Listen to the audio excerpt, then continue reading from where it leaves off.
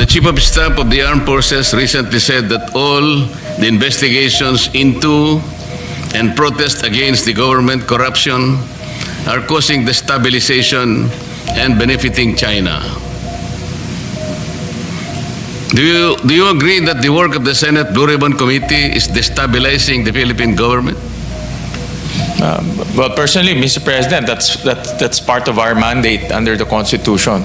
Yes. And the investigation is in aid of legislation, Mr. President. Kaya nga po, kaya hindi tayo nagdi-destabilize kahit na po tayo ay gumagawa ng pagdinig laban sa corruption na nangyayari sa ating bansa, lalong-lalo na po itong karumal-dumal na flood control projects na nakita po natin kung ano ang withdrawal of the support of the AFP will lead to destabilization. So, and that's very clear, Mr. President, the difference between the responsibilities of the legislature in aid of legislation and also the withdrawal of the support of the military, Mr. President.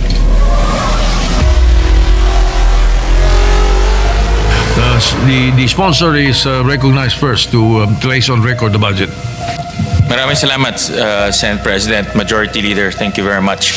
Mr. President, we respectfully submit for the body's consideration the fiscal year 2026 proposed new appropriations for the Department of National Defense and its attached agencies amounting to 305.5 billion pesos. And the breakdown is as follows. For the Office of the Secretary, 2.3 billion pesos. For the Government Arsenal, 2.8 billion pesos. For the National Defense College of the Philippines, 300 million pesos. For the Office of the Civil Defense, 2.6 billion pesos. For the Philippine Veterans Affairs Office, 1.6 billion pesos. For the Veterans Memorial Medical Center, 4.9 billion pesos. For the Armed Forces of the Philippines, 290.7 billion pesos. Of the 290.7 billion pesos allocated to the AFP, 145 billion pesos is for the Philippine Army, 60.3 billion pesos is for the Philippine Air Force, 59.9 billion pesos is for the Philippine Navy, and 25 billion pesos is for the General Headquarters AFP and AFP-wide service support units. We likewise submit to the body for the body's consideration the fiscal year 2026 proposed new appropriations of the revised AFP modernization program in an amount of 60 billion pesos under the program appropriations and another 30 billion pesos under the unprogrammed appropriations. Maraming salamat, Senate President. All right, thank you. The Senator Dante Marcoleta is recognized to interpolate.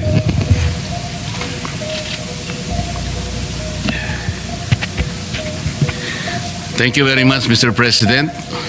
Thank you for time accommodation in order to fulfill a very important social obligation today. Mr. President, I'd like to start with defense alliances with the United States, Japan, and Australia. The first question is, to what extent does the 2026 budget assume U.S., Japanese or Australian support in case of a major WPS contingency?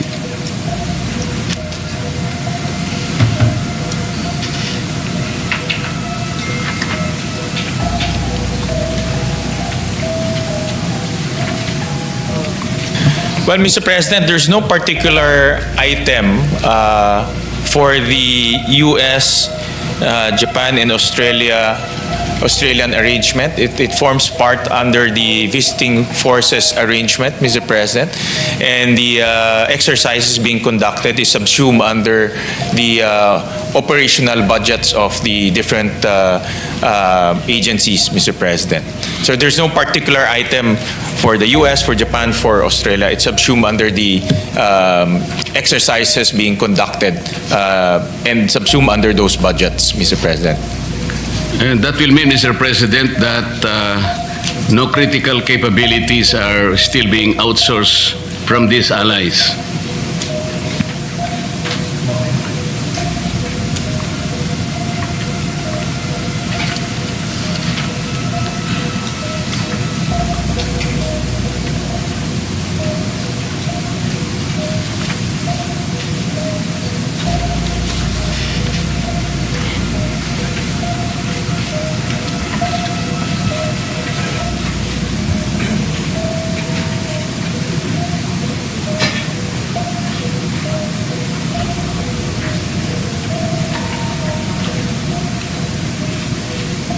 Mr. President, the arrangement between our allies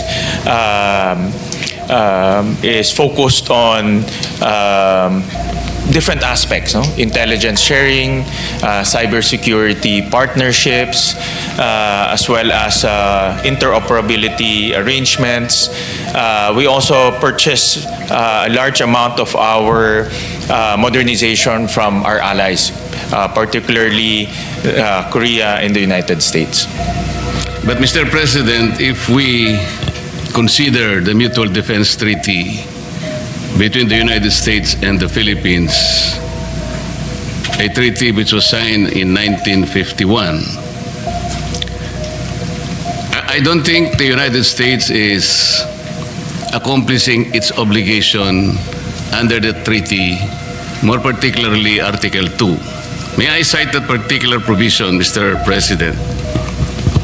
Article 2 of the Mutual Defense Treaty says that in order to more effectively achieve the objectives of this treaty, parties, meaning the U.S. and the Philippines, separately and jointly by self-help or mutual aid, will maintain and develop their individual and collective capacity to resist armed attack.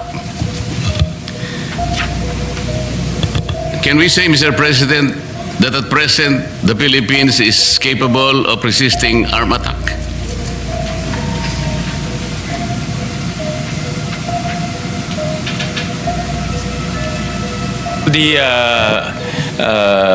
The answer from the Department of National Defense depends on the degree of the armed attack, Mr. President, and that's why we have interoperability exercises with our allies, Mr. President, so that we can be prepared for any eventuality, including disaster preparedness, Mr. President, which is, I think, a much more critical preparedness activity that we need to endeavor. The treaty, Mr. President, did not distinguish the nature and kind of armed attack. It just said both parties should be capacitated to repel armed attack. So the question is our country in a position to repel armed attack? Let's say from Vietnam.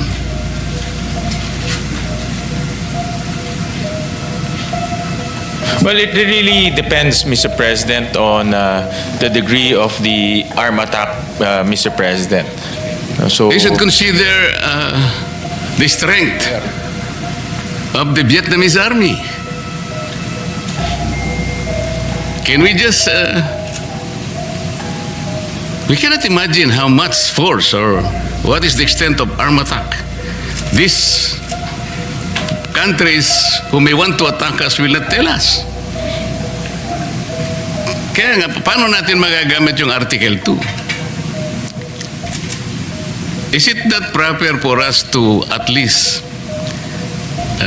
make ourselves capable of whatever attack? That should be the ideal objective. And the Mutual Defense Treaty should be able to accomplish this. This is the main objective. That's why I'm asking you, Mr. President. Mr. President, one of the aim of the DND is to continue to modernize our capability, Mr. President. That's why we have allocated 60 billion pesos in the budget to continuously support the modernization of our armed forces, Mr. President. But that is not answering the question, Mr. President. I'm asking whether our country is in a position to repel armed attack. This is the objective of the Mutual Defense Treaty. If we continuously hide upon the argument that we are perennially being assisted by the United States, Japan, and Australia, we're compromising our sovereignty and strategic autonomy, Mr. President. So ba't meron pa po tayong Mutual Defense Treaty? We cannot even answer the simple question. Mr. President, with the present capability and the continuous upgrading of our military capability, the objective is to deter instances like what you have mentioned, Mr. President. You're saying, Mr. President, we are in a position to deter, for example, China from attacking us? Can we now deter China from attacking us? Yes, Mr. President, the Secretary answered in the affirmative. So what are the deterrents? Or what is the deterrence, Mr. President?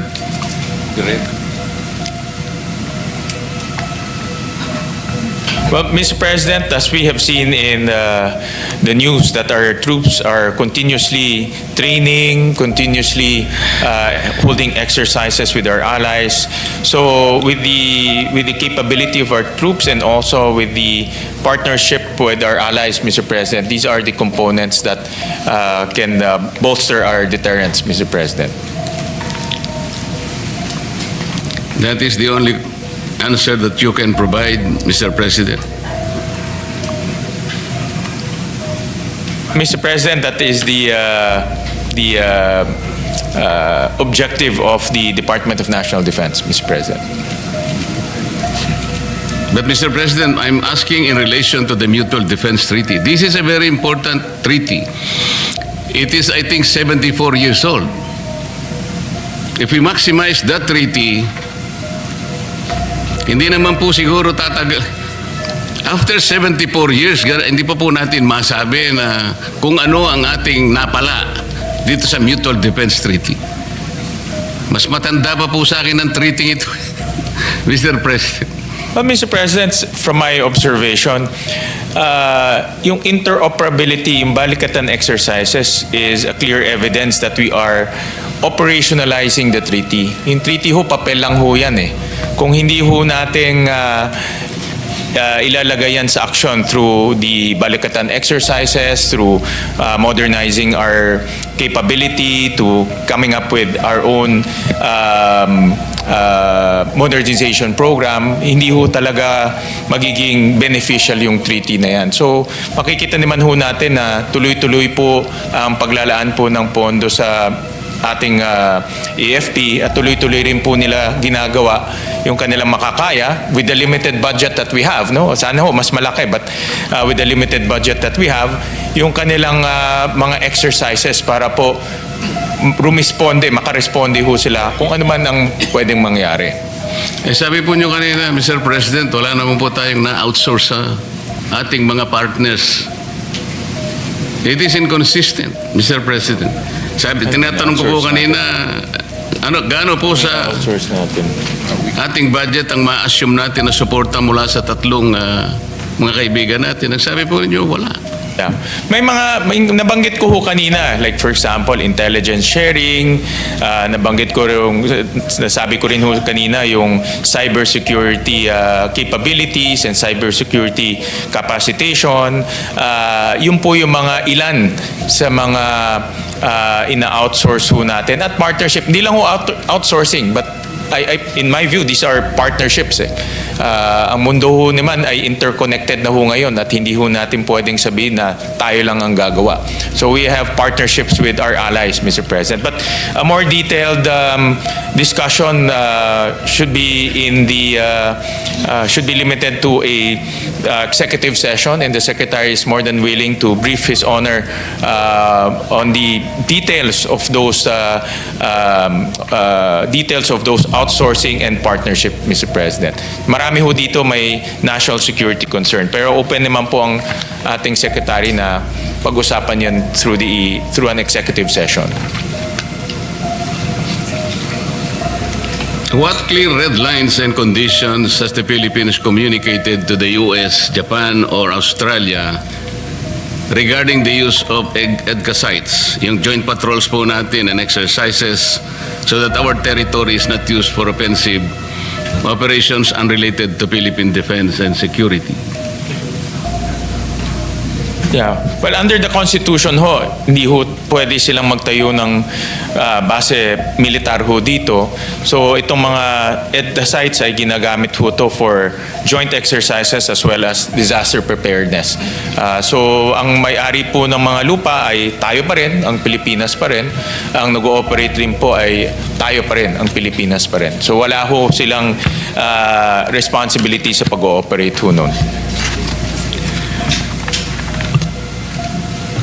Given the inclusion of EDCA, Mr. President, EDCA sites near Taiwan Strait and the WPS. What risk assessment has DND made that these facilities will not become targets in a possible U.S.-China conflict, not our own making? Based on the reply of the good secretary, their risk assessment is very low, Mr. President.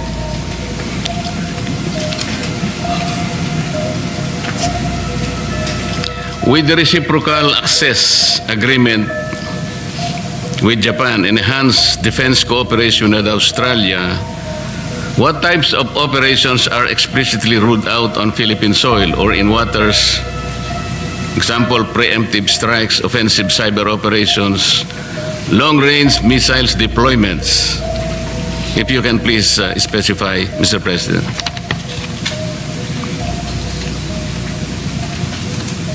Ang limitation po ay offensive operation and anything that will and anything that will pertain to engagement in war, Mr. President, as an instrument of national policy, Mr. President. Mr. President, does the Department of National Defense agree that a decision of the Supreme Court interpreting and applying a provision of EDCA automatically becomes part of EDCA itself?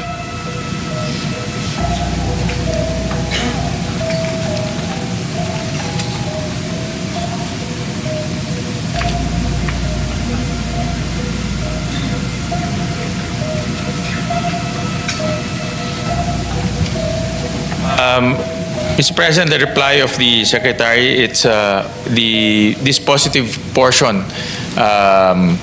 reflects that, Mr. President. It automatically becomes part of Well, the question requires an answer of either yes or no, Mr. President.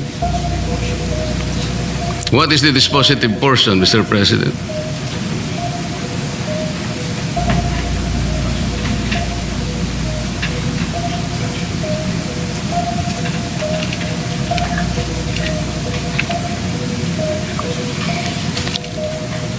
The reply of the Secretary, Mr. President, it's part of the ruling and it's part of the ratio decidendi, Mr. President.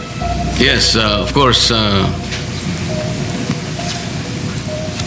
the decision of the Supreme Court always form part of our legal system, Mr. President. And we're referring to Ochoa, Sagisag versus Ochoa, Mr. President, where the Supreme Court interpreted Article 4 of EDCA regarding the unimpeded access of the U.S. to a military equipment, material, and supply that it has prepositioned in the Philippines. That is correct, Mr. President.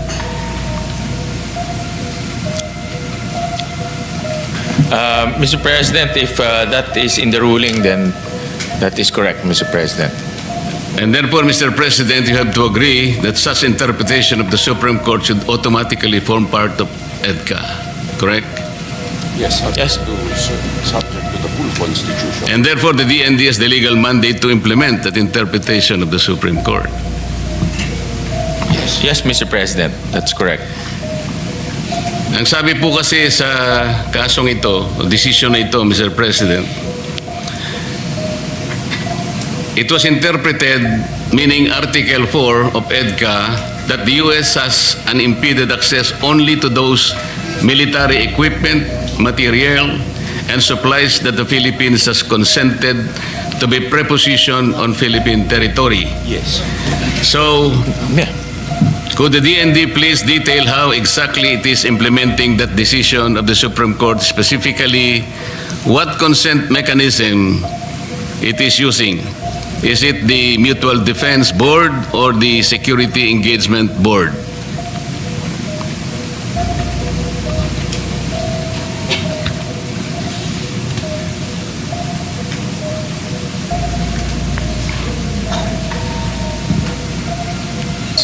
Well, Mr. President, all channels are Boards merely recommend.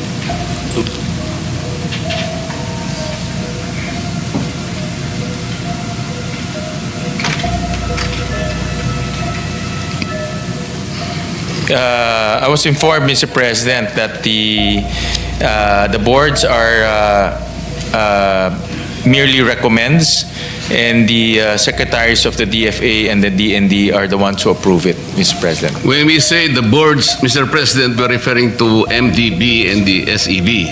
Yes, Mr. President, correct. How many come from the Philippine side, Mr. President?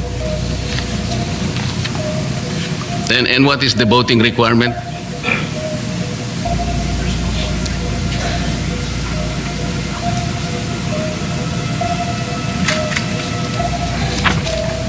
It's 7-7, Mr. President, in the board. But the board is billion. Has there been an instance, Mr. President, when the Philippines did not allow the U.S. to preposition a certain military equipment, material, or personnel? Well, Mr. President, the Secretary relayed that they're not at liberty to divulge that the answer to that, Mr. President. May we know the reason, Mr. President?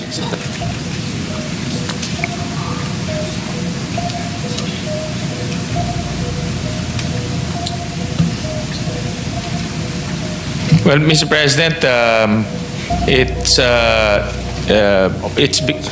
because it forms part of the Mutual Defense Treaty, and it's also part of the operational security, and the President needs to approve the release of that information, Mr. President. Mr. President, the armed forces of the Philippines mentioned that certain U.S. missiles should be prepositioned in the Philippines. Are these nuclear-capable missiles, Mr. President?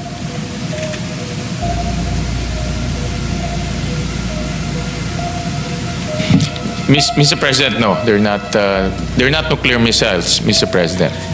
Mr. President, the 2006 U.S.-Bulgaria Defense Cooperation Agreement, the 2009 U.S.-Poland Status of Forces Agreement, and the 2014 U.S.-Australian Force Posture Agreement all explicitly require the United States forces to notify and obtain the exclusive consent of the host government regarding the type of defense equipment, supplies, or material to be propositioned. The U.S.-Australia agreement even provides for a snapback by the Australian Parliament. The Philippine EDCA does not have such consent provision. Why is the Department of National Defense not insisting on that insertion of such sovereign provision, Mr. President? Well, Mr. President, that provision, the reply of the Secretary, the provision is not necessary because the guiding document will be the Constitution, Mr. President. But Mr. President, would not such sovereign provision ensure the independence of our foreign and security policies? Aside, of course, from the Constitution. Well, Mr. President, any action in relation to the EDCA sites, the Philippine side will have the final say, Mr. President. Mr. President, the Chief of Staff of the Armed Forces recently said that all the investigations into and protest against the government corruption are causing destabilization and benefiting China. Do you agree that the work of the Senate Blue Ribbon Committee is destabilizing the Philippine government? Well, personally, Mr. President, that's part of our mandate under the Constitution. Yes. And the investigation is in aid of legislation, Mr. President. Kaya nga po, kaya hindi tayo nagdi-destabilize kahit na po tayo ay gumagawa ng pagdinig laban sa corruption na nangyayari sa ating bansa, lalong-lalo na po itong karumal-dumal na flood control projects na nakita po natin kung anong... Mr. President, well, thank you, Mr. President, for asking that question. It gives the Chief of Staff the opportunity to clarify and also to straighten the answers, Mr. President. He never said that the investigation would lead to destabilization or any instability in our political system. What he mentioned is withdrawal of the support of the AFP will lead to destabilization. So, and that's very clear, Mr. President, the difference between the responsibilities of the legislature in aid of legislation and also the withdrawal of the support of the military, Mr. President.